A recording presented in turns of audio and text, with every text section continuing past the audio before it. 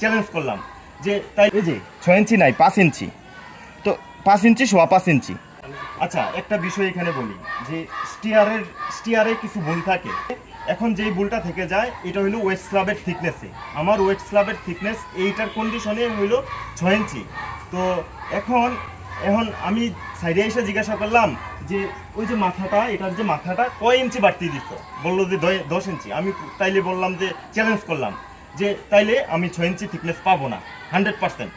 তো সাইডে এসে এখন মাইপা দেখলাম, আপনারাও দেখেন, এই যে দেখাও, একটু কাছের থেকে দেখাও, এই যে 6 ইঞ্চি নাই 5 ইঞ্চি, তো 5 ইঞ্চি সোয়া 5 ইঞ্চি। তো এটা কোনোভাবেই মিলানো সম্ভব না 6 ইঞ্চি। এটা কখন মিলবে 6 ইঞ্চি? এই মাথাটা যখন আমার 11.5 ইঞ্চিতে দিব, আমি লাস্ট ধাপের 11.5 ইঞ্চি মাথায় যখন দিব, তলাটা খাটাবো এবং ওইখান থেকে যখন 2 ইঞ্চিতে তলাটা খাটাবো, তাহলে একুরেট আমার 6 ইঞ্চি মিলে যাবে। আমি যখন ধাপগুলো ওইভাবে মিলাবো, তাহলে ওয়েস্ট স্ল্যাবের থিকনেসটা তখন 6 ইঞ্চি পাবো। এইখানে দেখেন কম আছে, কিন্তু আবার এইদিকে এসে দেখেন এইখানে কিন্তু 6 ইঞ্চি ঠিক আছে। তার মানে কি, ঘুরাই আসছে মিলাইছে ঘুরাই সঠিকভাবে, কিন্তু উপরে গিয়ে আর মিলাইতে পারে নাই। কেন পারে নাই? উপরটা 10 ইঞ্চি দেওয়ার কারণে। ওই যে 1.5 ইঞ্চি শর্ট হয়ে গেছে গা, এই 1.5 ইঞ্চি তো থিকনেসও ইফেক্ট করছে।